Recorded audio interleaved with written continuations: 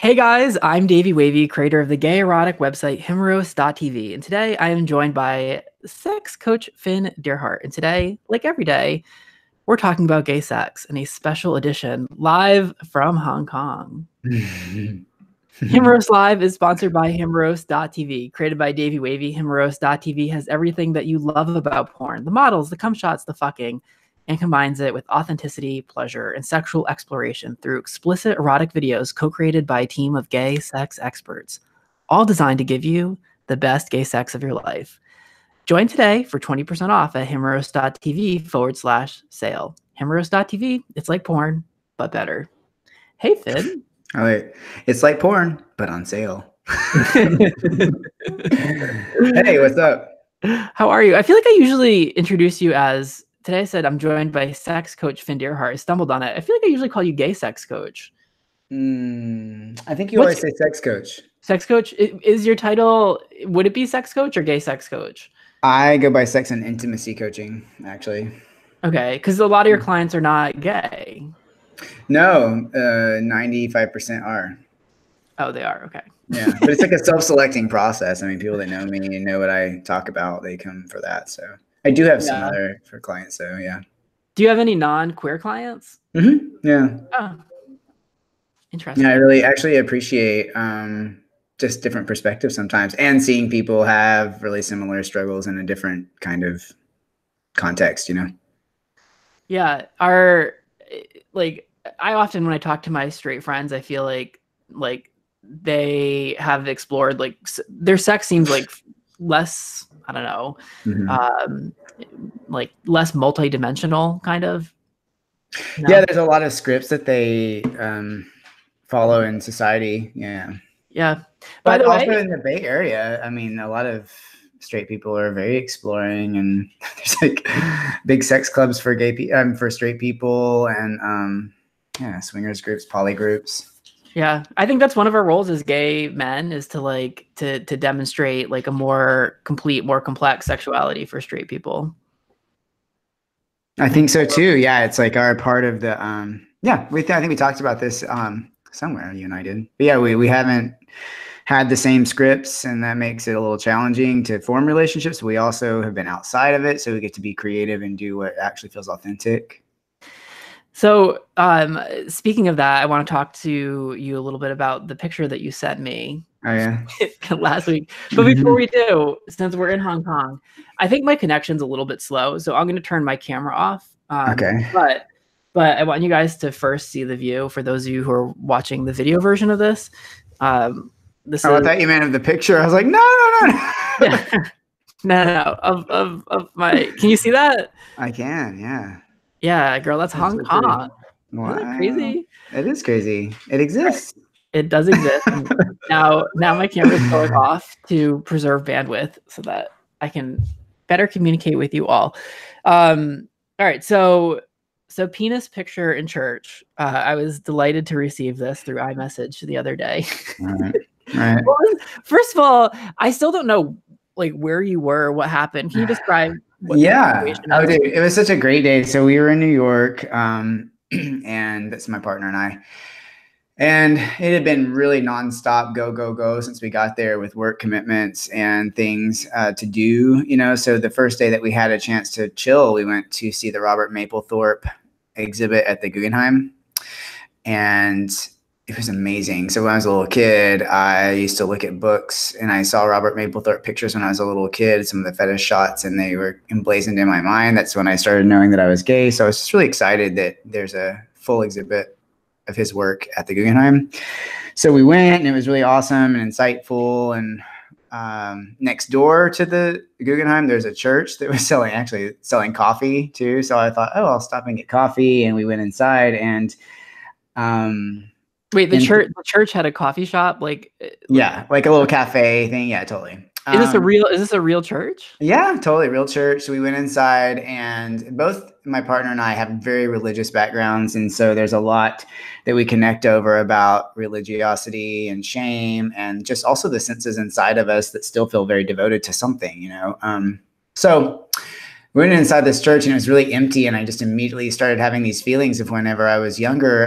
When I was in church, when I was a kid, I used to go masturbate during church. And then later on during ministry school too, I would like go to the bathroom and whack off whenever I was feeling kind of bored or stir crazy. And I just go inside of a church and I immediately start having these thoughts come up because I lived most of my life in them when I was younger and dealt with so much hiding it. So it's really hot to me to overlay my sexuality with like themes of religiosity. So my partner and I went up to the front row. There was nobody in this. It was really gorgeous, stained glass and really beautiful architecture. And I can't remember the name of this particular church, but it's probably for the better, seeing as what Voichi then did. Yeah. Right. So, we go in there, I'm like, and I always try to get him to do stuff with me. Like, hey, let's do this. Let's do this. And sometimes he's game. Sometimes he's a little nervous, but he was like, okay. So we went to the front row. And I was like, this is what it's like to pray. And we're like, let's pull our dicks out and take pictures inside here because it was really beautiful inside there too. I wanted to like really capture the fact that I was in the church. So we did. It was like hard immediately. And we pulled out our dicks and we're taking pictures on the front row like we were in service. And there's like really pretty stained glass in the background. And yeah, so we looked up and there was like a surveillance camera right on us. I was like, oh, fuck. So we just like put it all back together and got out of there ASAP because I didn't want to get arrested. But it was fun. It was like a risky, fun little thing to do. And I think I just had Maplethorpe fresh in my mind still anyway. But yeah. Yeah. I don't think I could have gotten hard in a church. I feel like I don't know, like it's kind of, for me, my association with church and religion is like kind of more on the side of like a boner buzzkill than like the ability to get aroused. But you both were like boink. Totally. Yeah, absolutely. Totally. As soon as I was like, yeah, let's do it. As soon as I started thinking about doing the picture, I just got hard. So it's funny though when you said that you used to jerk off in the bathroom, because I remember as a kid, I used to go to church every Sunday, and I don't know, I was like a horny teenager and I was talking to guys in AOL, and I always used to I had this like fantasy of like hooking up in the bathroom during church. So I think it was one of the few instances where I'd be able to sneak away for like 5 minutes or something. And like, honestly, when you're 14 years old, 5 minutes is like more than enough time to do what you need to do. Sure. Yeah, and it never really happened. But that's we've always talked about. I mean, this is like top three items on my bucket list for Himeros TV is filming a video for Himeros TV in a church. So I'm curious if anyone listening, we've kind of had some preliminary conversations with folks that we know, but if anyone listening knows of a church that's churchy too. Like, I don't want it to be like some, like in a business strip. Yeah. There's like parishes and like strip malls and stuff. Yeah. Right. No, it needs to be a church with like stained glass windows, like something that's visibly recognizable as a church, where they would let us film gay sex, and not in a way that's sacrilegious, really. In fact, I think it's quite the opposite. It's in a way to like, our bodies are cathedrals in a sense. And I think it would be so beautiful to film like this human cathedral inside this like stone cathedral. Yeah. And like, there's a lot that we could play with. I agree. I think it's a fucking awesome idea, actually, because I naturally, gay people have a lot of pain around what it's been like to grow up in a culture that says, oh, you're not good enough for God, basically. And then whatever you think about God, if you believe in any kind of thing or not, it doesn't matter. Just the impulse of humanity to care about something bigger than self is innate in all of us, and wanting to connect with each other. So I feel like we have the unique perspective as men, what religion has done, because I feel like if churches want to be relevant, then they need to conform to what's going on for society, since science has been involved in our lives, and sexual identity and all the different like blossoming things that are going on in our culture around gender and all the, racism and everything. So for me, it would be an awesome healing kind of experience and just a fun way to bring all that together to film in a church, because it is like staking a claim at like just a sense of spirituality. I felt really, when I did this like thing in New York, it was fun. I felt like I was being spiritual. I mean, I'm like sitting in this beautiful place and I have my dick out and feeling like, why should I feel ashamed of this? I have a heart on. It's beautiful, whatever. Like I am who I am, and I'm with my partner and I love him so much. Fuck off. Yeah. And that's what you'll tell them when they arrest you for. Exactly. Like, yourself. I know. It was scary when I saw that. That took away the boner. So yeah. I don't know if we, I can't remember if we actually filmed this or not. I think it was an idea that Brad proposed.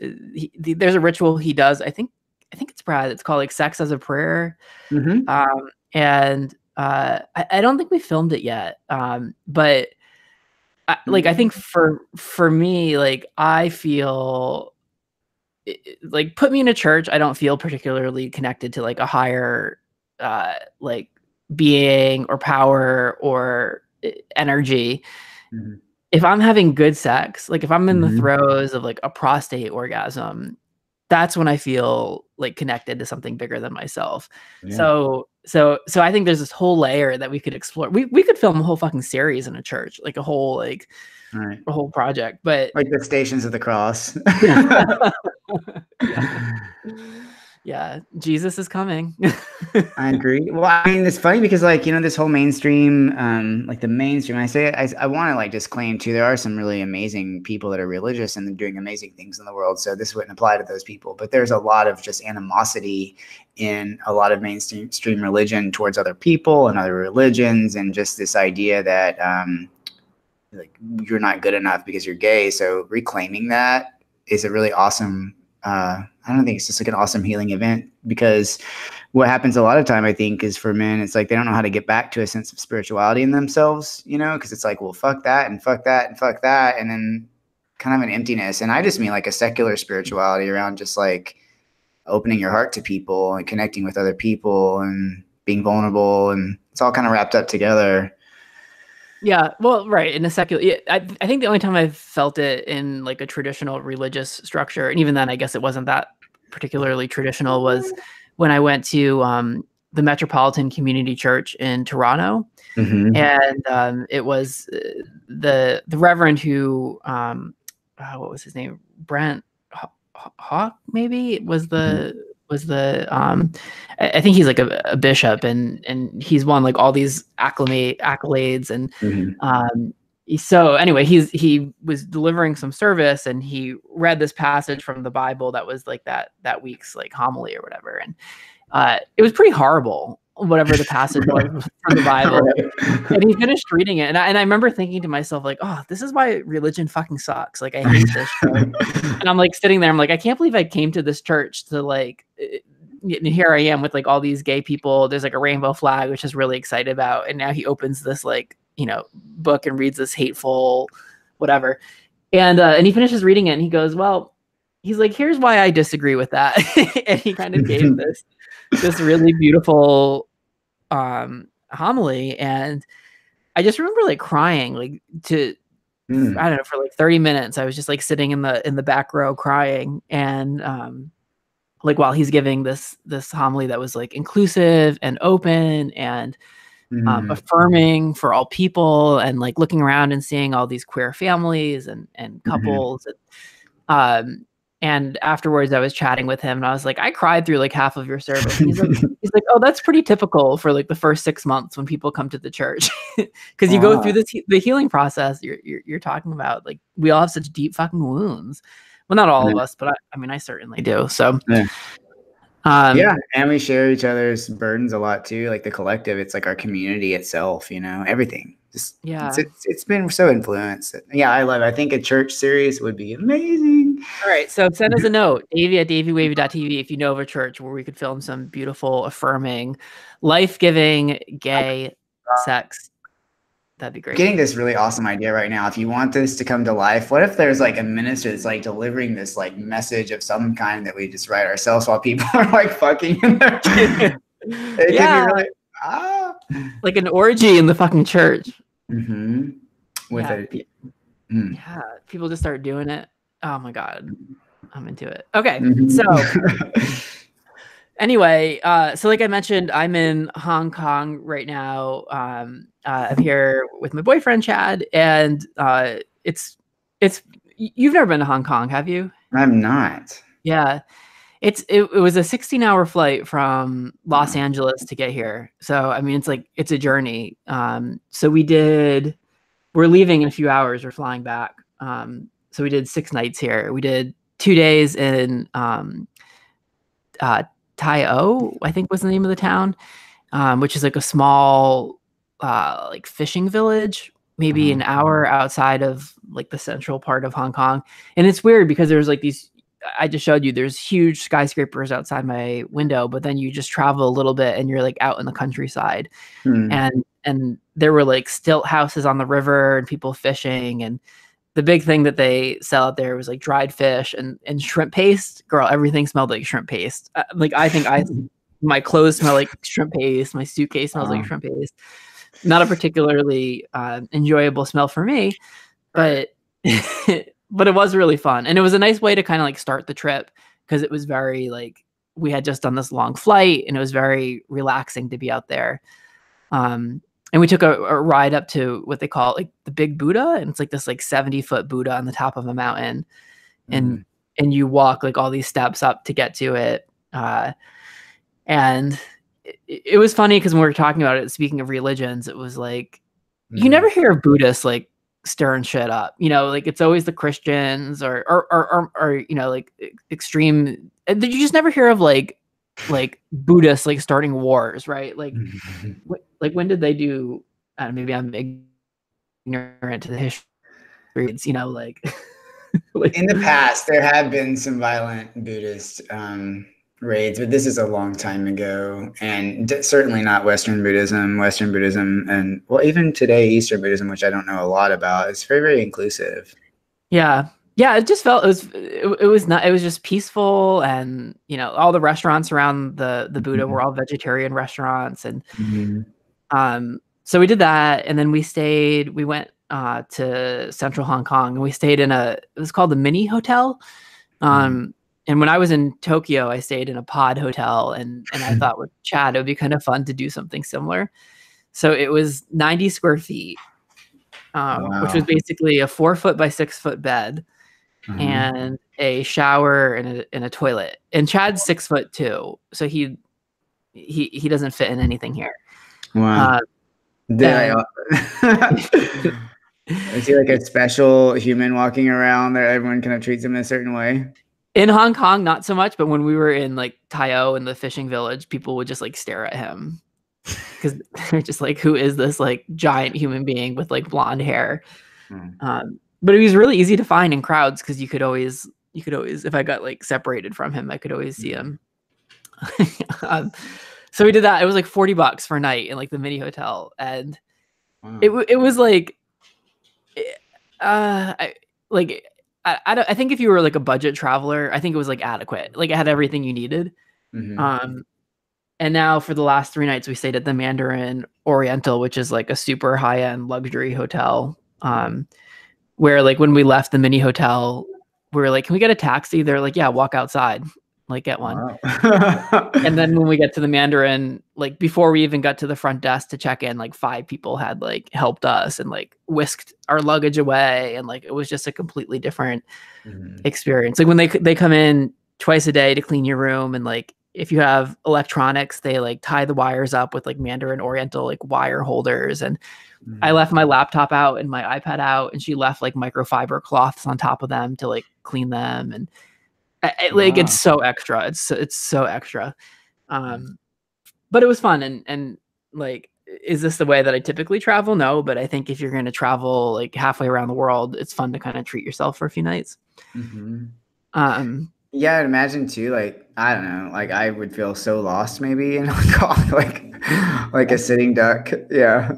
Yeah. Here, a lot of people speak English, like in the city center, but and there's also like the restaurant we went to for dinner last night. We got sushi, and you go in, you download an app on your phone, and you sit down, and there's like a spigot in front of you and like tea. So you just like pour yourself tea, and you order your food through the app. and then the food comes to you on these like little like race cars. They like come down a track. You have zero interaction with anyone, like the entire time. So even if you like, I mean, you don't have to speak Cantonese or like. There's not really. That's so bizarre. It's like a robotic kind of server type thing. Yeah. Yeah. Like the food comes to you on a racetrack, and so Wow. it just stops in front of you. You like take your food That's off, awesome. and then the race car like drives off. That's awesome. You know, but honestly, sometimes I would prefer that because like in a conversation, is it good? Is it like constantly coming back? I'm like, yes, I'll let you know. So the idea of just like, we just ordered our food, we're sitting here and we'll be left to ourselves kind of seems cool. Yeah, it also feels like it could be like you're in this giant city full of people, and like it feels like it could also be there. I was imagining like a short film in my mind about someone that has like zero interaction with other human beings like through the course of their day, but in this giant city with millions and millions of people. Yeah. We did go to a few really good restaurants. We went to do you know how there's like Michelin star restaurants? Have you heard of this thing? Michelin star restaurants? I think I've heard of it, but I don't know much about that. Yeah, it's like this guide. Right. Like it's actually a network of them. Yeah, it's like the tire company Michelin, and they started this a while ago of like, if you're on a road trip, like these are the restaurants you need to go to. And it just became this huge thing. So there's people who like travel the world to go to these Michelin starred restaurants. And if a restaurant gets a Michelin star, it like, it gets busy. It completely like, it's like the highest like honor of a restaurant. And there's 1 star, 2 stars, or 3 stars. And there's only 123 starred restaurants in the world. And they say like, if there's a 1 star Michelin restaurant near you, like you need to go to it. If there's a 2 star restaurant, it's like worth going out of your way to go to it. And if there's a 3 star restaurant, it's worth traveling to that destination to eat at that restaurant. So that's like a really nice marketing tactic. Yeah. Yeah. So there's a lot of Michelin starred restaurants in Hong Kong, and they're not all fancy. Like we went to one called Cam's Roast Goose, which is like, you know, it's I don't know, $40-$50 for 2 people to eat, but you order like a roast duck or a roast goose that's just like hanging in the window, and it's just done really, really well, and they have good service. And so we did that, and then we went 2 nights ago to a 3-star Michelin restaurant called Tang Court, and that was nuts. That was actually pretty expensive, but like it's one of the restaurants where when you like walk to the bathroom, they refold your napkin, you know. Wow. Like you just feel like you're being watched the entire time. Right. Wow. We had bottled water. They don't serve tap water. And Chad finished his drink and he like reached for the bottle to refill his cup, and like the woman practically like slapped the bottle out of his hand and like ran over and like and poured it out for us. So it was a nice little treat. I don't know, not something I'm typically going to do, but we kept making fun of all the Western people that are here that like they're eating in like burger joints and pizza places when there's all this like delightful Cantonese food and food that we don't really have access to back home. Yeah. And then by last night, like day 6, we're like, can we just get a fucking pizza? So we did. It's awesome. Yeah. So I'll be posting. Go ahead. Okay. Is there like, are there places that you can go? Like when I travel, and it's going to like maybe sound ridiculous, but I'll go to like Whole Foods or something and just get like stuff off Hot Bar, because I try to eat like as clean as possible usually. So when I travel, it's like a crapshoot, you know, because I don't know, even if restaurants are recommended, I won't know if I'm going to like it, if it's going to make me feel all heavy or something. Yeah, I think here you just have to surrender to it. If you're like, okay, there's no Whole Foods. Like I'm going to feel sick after some of my foods, but this is going to be like part of the experience, is like, like I'm going to try things that I'll probably never eat again in my life, but like I'm just going to have this incredible experience for 7 days and then get back into the swing of things. I hear that. So yeah. So if you guys want to see some of the pictures, my Instagram, Chad's Instagram, we've posted some of the stuff, so check it out. All right. Well, let's chat about today's video, and then we have some interesting questions from folks. This week's video is called Family Matters. It features Cody and DeAndre, who are real life boyfriends, and then Alan Silver. This is the 4th out of 4 videos in this series, which was it was directed by Travis Matthews, about 2 boyfriends exploring role playing. And we've talked a lot, I mean, about role playing and incest and some of the themes in these videos. I think, you know, it's interesting because I try to gauge like how these videos land with the audience. And we have like, it's interesting because we get feedback from folks. We did a survey, and I think it was like 48% of guys, Himeros.tv members, wanted to see models over the age of 50, which, you know, Alan Silver, who plays the daddy character in this, he falls into that category. And I think some guys are really excited to see that. And then I think that other like 52% are more challenged by videos like this. And it's one of the few times that we've kind of stepped into like truly like doing something that was like narrative driven. Like there's a storyline going through these four videos. And we've, you know, it was kind of an experiment. Like, okay, is this something that works or doesn't work? And I think, Finn, we've talked about this. We're doing another narrative series that we're filming in Toronto called Journeys. And I think where this one to me felt like a little bit short was that there wasn't a lot of like character development. Like I didn't really feel a lot for like what was going on and what the guys were doing. And the series that we're filming in Toronto, I think is much more kind of in depth. I think people will be like, okay, I need to know what happens in the next episode. This series that Travis did is great, but I wasn't, I wasn't like hankering for how is the story going to conclude. You know, it was just like, all right, let's see what happens next. Right. Same here. Yeah. Yeah. I mean, but you know what? A large part of the community of gay men and queer men really do relate to the fantasy, though. I'll say that. The fantasy of what? Of the father, brothers, you know, being connected to that fantasy. Yeah. So I think that it is very relevant. Yeah.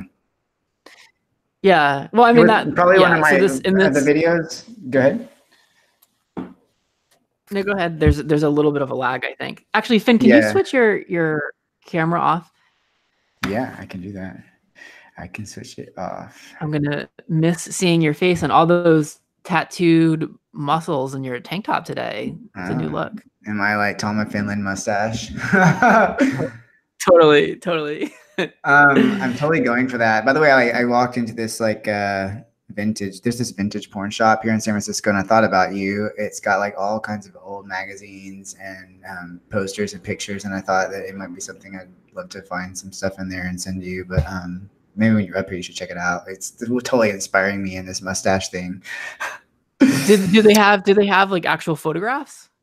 Yeah, he like collects and trades stuff, so he comes across them, and I think people snatch them up pretty quickly. But they do have photographs too. Yeah.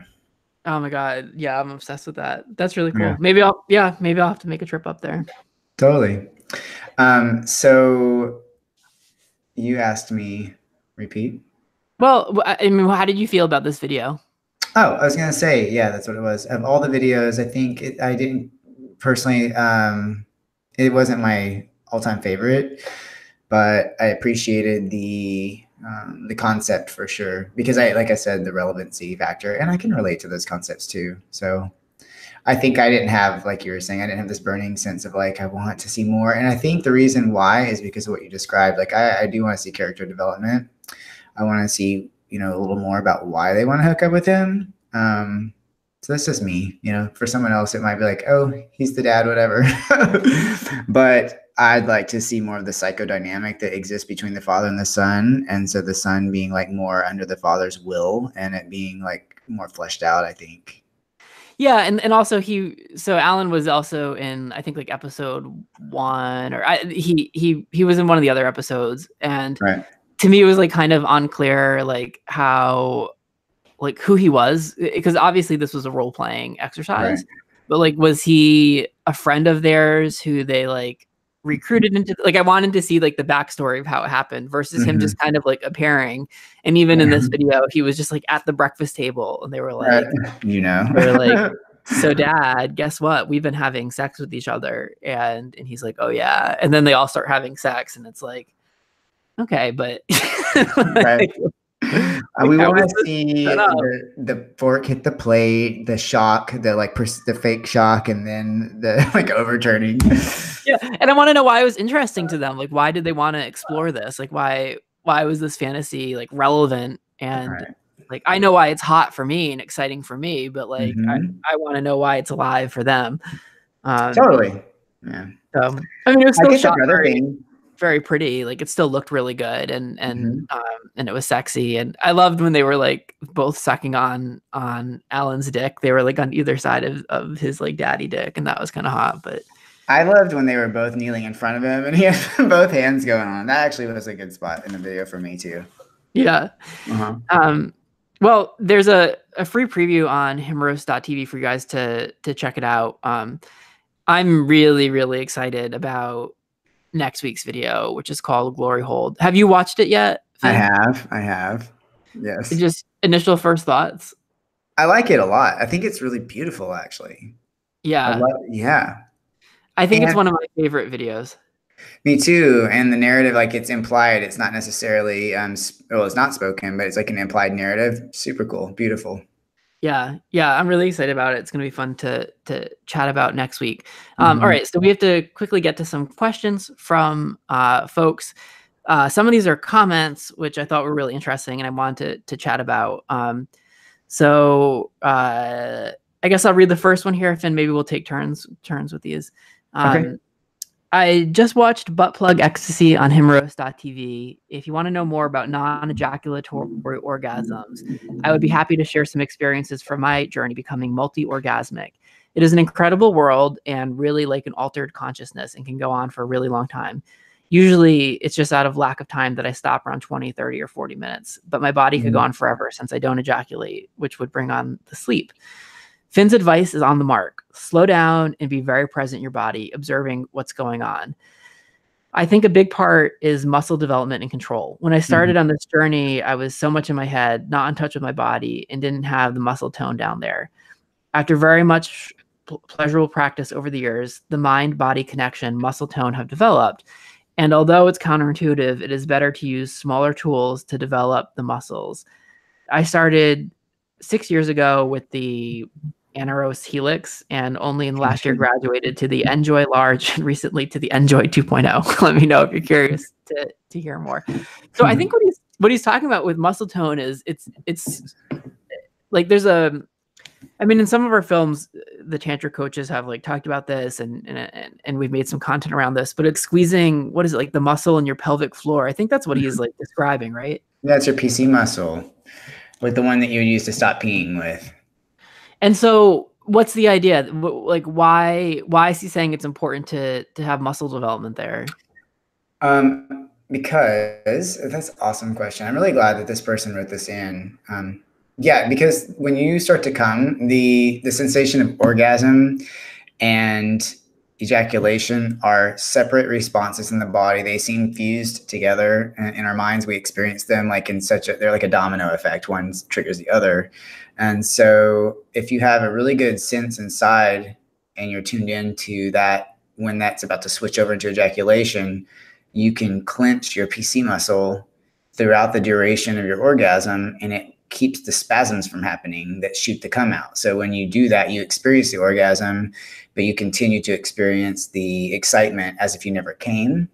And the challenging part, if you're learning how to do this, is like not having the endurance. Like most people, obviously you can squeeze those muscles because it keeps you from just like peeing your pants, but like being able to squeeze them throughout the process of an orgasm, which can be like a little bit of time. But that's the way you do that. So, go ahead. Have you done that? Like if you're about to come, you actually like squeeze. If I'm hearing you correctly, you like squeeze the cum back, like in. So you just hold it from spasming. Yeah. Have you been able to do that? So I can do it for a little while. I can't do it for the whole time. My endurance isn't like enough to get all the way through it. It just takes time and practice. And also just from an emotional perspective, I'm often kind of attached to coming. So I'll just be like, oh, fuck it, whatever. And I'll come. Especially when I'm with my partner, I love to come with him, and we love to eat each other's cum. So it's like, it's always a little challenging for me to want to go fully into that space with him, but it's something I'm looking at and working on in myself as to like, why am I so attached to that? Because when I'm by myself, when I like self-pleasure, I practice things like that. And I've gotten to where I can extend my orgasm out for a while. Like, and experience the sensation of orgasm, and it can clench that muscle, but it doesn't last as long because I'm not as, I don't have as much endurance just yet. Yeah, you are a little piglet. Yeah. I think I'm like curious to try it, but oftentimes when I am jerking off, it's because I'm in this space of like, all right, I'm really fucking horny and I have all this work I need to get through, and like I need to come so that I can like focus on my day. This is a very different approach to like, this is probably more like, okay, it's the end of the day, you finished your work, you really want to have this enjoyable experience and connect with your body. Totally. Yeah, there's a shift that happens there, I think. It is. Yeah. And I mean, I think it's a fun thing for boyfriends to work on together too, or partners or sex buddies or whatever, like someone that you're actually having sex with, to go into it and be like, hey, do you want to work on that thing? Because then it's like we're deciding to do that instead of, because if one person's, if you're trying to do it, the other person's not, it can just kind of fizzle. Like your desire to do it can fizzle. Me and Sam, we just kind of like egg each other on into coming a lot. But I do like the way it feels to prolong the orgasm, and it will keep it moving, especially if you like breathe and make sound and let your neck relax too. Yeah. So work on those clenches. Yeah, I'm gonna practice that. I'd be interested, folks at home, if you guys try that as well, to write in and share what your experience has been. I told you, it was like my friend Will here actually teaches guys how to do that. Like, it's like a thing, it's a skill, and he teaches people here in the Bay Area. Is this the Will that I chatted with? Yeah. Nice. Yeah. All right. Yeah, well, maybe he's excited about it. When I read this question, I was like, I wonder if that's him. He's very passionate about it, and I love it. I love his passion. All right, let's go on to question number 2, Finn. If you want to read this one, I know there's like a lot of bullet points in this. Okay. I don't think you need to like fully expand on all of them, but maybe summarize it a little bit as you go. Okay. Man, it's a long one. Yeah. Okay. Thanks for the podcast. I love it. Smiley face. Here's a question I've been thinking about for a while. I really miss Craigslist Man for Man, and I don't know what to do without it. Here are the benefits of Craigslist versus the various apps that I've tried. It's been around for a long time, so lots of people know about it. Making a post about what you are looking for right now versus making a profile about you in general are different, and I prefer posts. No app install. So if you're looking for something specific, it's easy to get there. There's less of an emphasis on pick trading and collecting. I think some of these things are like assumptions, to be honest. More of a culture of meaningful correspondence instead of endless empty chat and small talk. While immediate hookups are always possible, the nature of communication over email, which is slower than chat, tended to encourage people to think more than a few minutes in the future. So there were fewer flakes. Now, I have to say, can I just stop? I've had the opposite with Craigslist when I was using Craigslist a while back. A lot of opposite experience. It goes on and on. There's a lot of reasons this man really feels strongly about it. He says, I'm a mid-30s gay trans man living in Toronto. I'm middle-of-the-road attractive, emotionally balanced, politically thoughtful, and sexually experienced and creative. Being trans was never a problem on Craigslist, so I know that there are a lot of gay dudes who want to fuck me. I just don't know how to find them. Is there somewhere that replaces Craigslist? I really like the personal ad format. I can't find anywhere that is using that format. Do you know of any? How do I adapt to apps? That's a great question. In case it's asked, the apps I've given a try over the years are Grindr, Scruff, Manhunt, Recon, Adam for Adam, OkCupid, and Dudes Nude. Not actually an app, but still profile-based. Thank you. Yeah, so something that comes to mind, I think, especially like being a trans man, like, and if you're on Grindr, there's not, you can certainly put that in your profile, but you're still in this like very general pool of people. Mhm. And so whereas Craigslist, like, which I remember using, like you could have like, there was like a M for T, like there was just different categories where you could reach like a more targeted audience for whoever you were and whatever you were looking for. Right. Some of this, yeah, like the flaky part, my experience on Craigslist was guys were just as flaky. They would jerk off and then you would never hear from them again. Right. And then you have to wait too. Like it wasn't like you could even like chatting the immediacy. Like sometimes they like email you back and forth and it'd take like 10 to 15 minutes per response. And it's like, oh my God, hurry. I need to know. Yeah. Right. Yeah. I'm refreshing my inbox, my Gmail, being like, when's the post, when he's going to email back. Right. But I love the idea though of a post versus a profile. And here's why, because I think there's a lot of instances where like on Grindr, you kind of show your like, you're kind of forced to like identify like, this is who I am. And the reality is like in different moments, like I feel like I want different things. And on Grindr, I'm like presenting this constant image of myself. Right. And like certainly you can change your profile from time to time, but people favorite you, like you're talking to the same guys over and over again. Whereas on Craigslist or something that's more post-based, like here's what I fucking want right now. Like I want someone to come over and like put anal beads up my ass, and like I don't want to see you. I don't want to know your name. Like I'm gonna leave my door unlocked. Like you could do whatever it was that you specifically wanted. That's a great point. And then the people who were also like, fuck yeah, that's hot, I want to do that too, could reach out to you. Whereas on Grindr, like if that's what you want, then you're gonna have to have a lot of conversations with a lot of guys who don't want to do that. To find a few that possibly could. So I think there's an efficiency to like, I don't know, a post-based like format. And I think there's like an honesty to it that you don't see on Grindr. And when guys on Grindr say like, what are you into? What they really are asking is, are you a top or a bottom? And when I like say what it is that I'm really into, they're like, oh, okay. Like they're like flustered by like the long paragraph that I then write, you know? Right. That's a great point. It's like, it's a different theme because it's actually looking for an experience. And if you resonate with with the experience, then you'd reach out versus just like filtering through people. Yeah.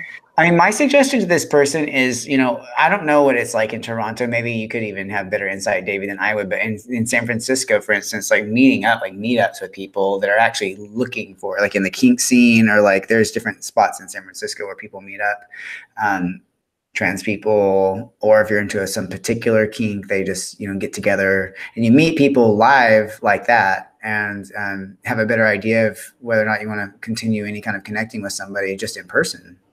Yeah, that sucks though, because especially I don't know, like I don't want to like meet someone in person and be like, I want to anonymously get fucked by someone with like anal beads through, and also like I think with trans people, they have to be like especially mindful of safety and like and there's just a lot of layers to it.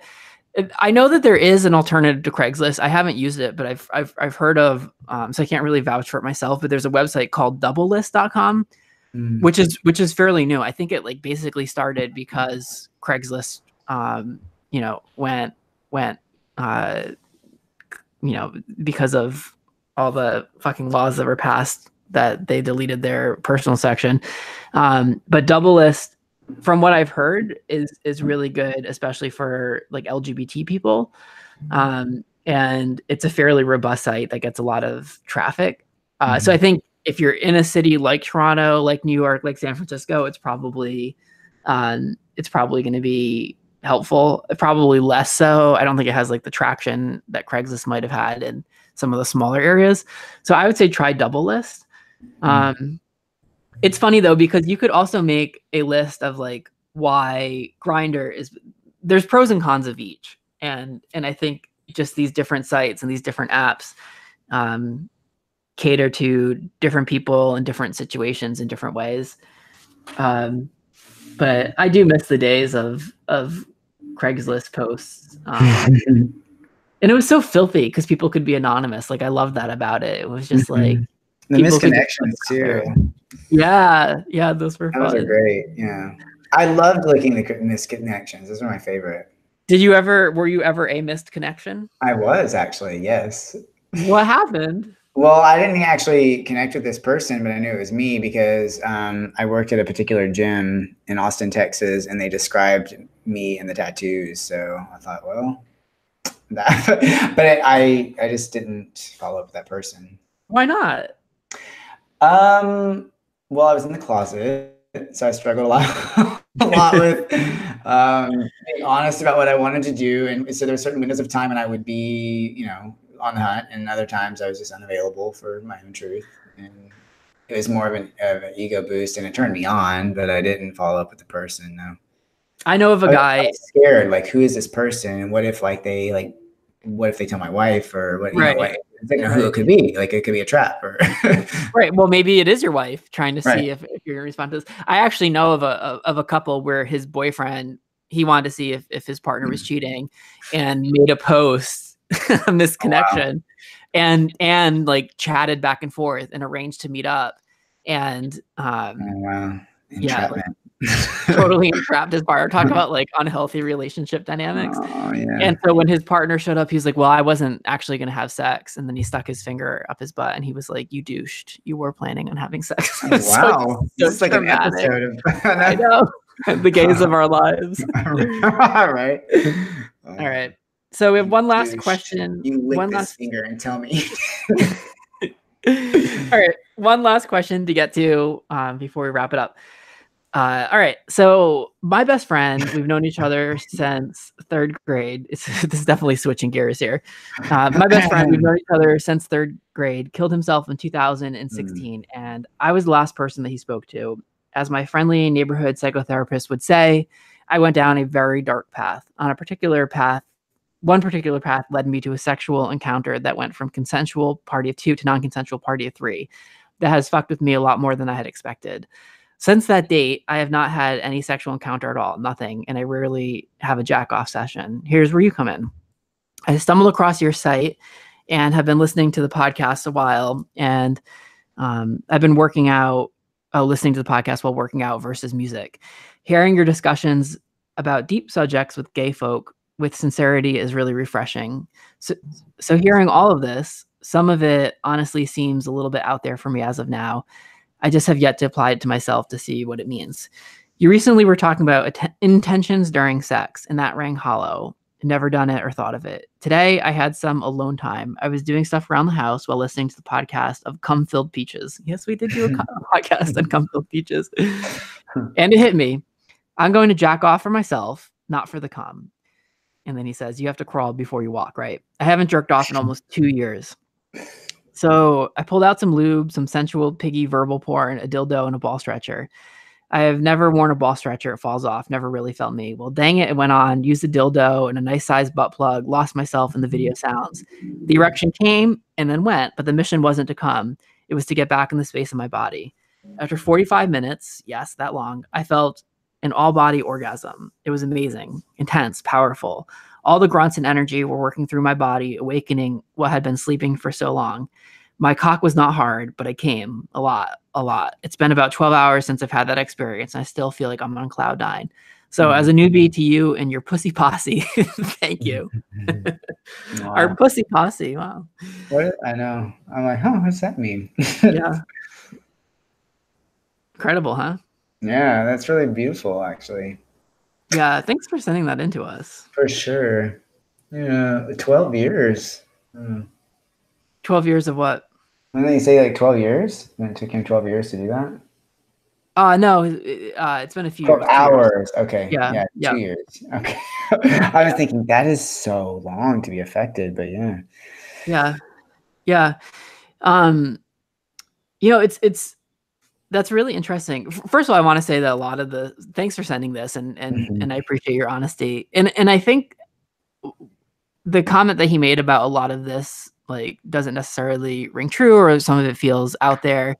Like, I totally get that. And I applaud you for kind of like sticking with it and for experimenting, because like a lot of this stuff 3 years ago I had never heard of, and even now, a lot of the stuff we do sometimes feels weird for me, but I always kind of just approach it as an experiment and like, all right, well, let me like try this on for myself, see how it works, see what my experience is, and decide if it's true for me.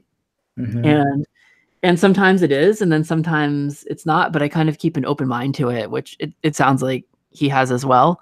Mm-hmm. Um, and I love that he was able to experience this like full body orgasm, and that, you know, his body, after sexually being shut down for so long, that he could really feel that energy moving through him. Yeah, and giving yourself the gift of pleasure. I mean, it's like a birthright to being in our bodies, and to be so affected to not even really be able to go there. I feel just, yeah, touched by that. Yeah. Well, thank you. Mhm. Keep us posted. Send us more notes as your journey unfolds, and we're really grateful to be a part of it. I love that. Me too. I love it so much. It's so awesome to hear what people are going through. Yeah. If you guys And have any questions or comments, send them along to us and we will read them as part of the podcast. It's Davey at daveywavey.tv. And next week, as I mentioned, we're going to be talking about a video called Glory Hold. It may be my favorite ever. It's so fucking hot. I think this is the perfect marriage of like a cool concept and also something that people are going to totally be jerking off to. um, Mhm. Finn, where can Yes, people sir. find more of you? Findeerhart.com, FINNDEERHART.com. Awesome. Thanks so much for listening. And as always, more to come.